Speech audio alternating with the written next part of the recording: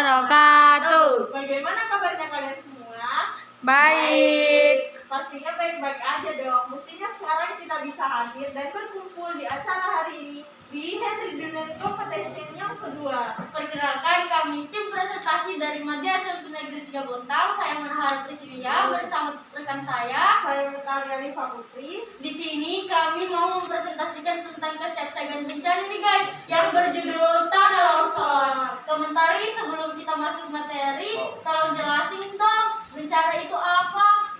Nah, sebelum kita membahas lebih jauh lagi, menurut kalian bencana sendiri itu apa sih? Udah tahu. Musibah yang menimpa manusia.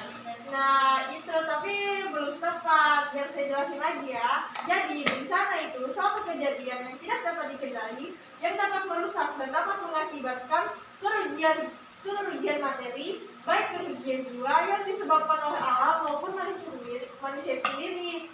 Nah, apakah kita sebagai PMR, sebagai relawan, hanya cukup mendengar saja atau pura-pura nggak tahu? Pastinya enggak dong.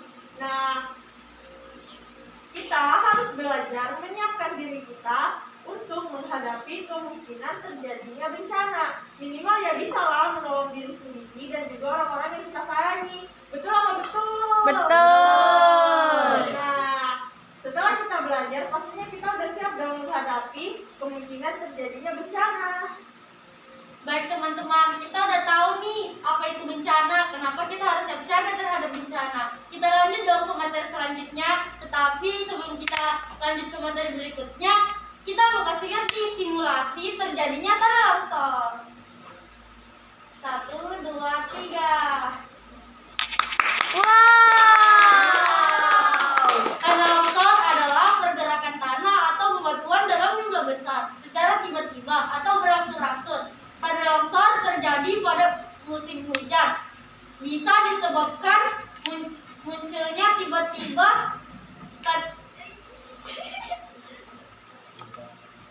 munculnya mata air secara tiba-tiba. Tanah longsor sering terjadi di daerah yang terjal, dipengaruhi oleh kondisi lereng yang gundul dan kondisi tanah dan bebatasan yang rapuh. Lalu komentari tanda-tanda apa saja sih yang harus kita ketahui sebelum dan saat terjadinya bencana? Jadi yang perlu kita ketahui dan perlu dilakukan sebelum terjadinya bencana tanah longsor, yang pertama yaitu waspada terhadap cuaca hujan yang tinggi. Yang kedua, mempersiapkan kebutuhan logistik seperti makanan, lampu senter, obat-obatan, dan lain-lain. Yang ketiga, mendengarkan informasi dari radio atau semacamnya. Dan yang keempat, sepertinya saya salah, ternyata hanya sampai 3 saja.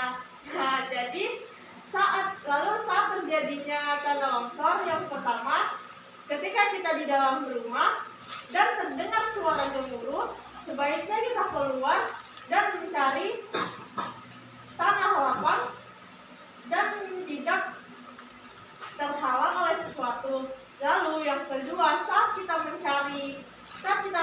mengevakuasikan diri, sebaiknya kita melihat situasi sekitar lagi, apakah aman atau tidak. Nah, lalu apa sih yang dilakukan sebelum terjadinya bencana? Sesudah terjadinya bencana? Oke komentari, saya beritahu teman-teman ya. Nah, jika daerah kita terjadi tanah longsor, bisa mengakibatkan banyak kerusakan. Yang pertama, jangan kembali ke rumah karena takut terjadi tanah longsor susulan.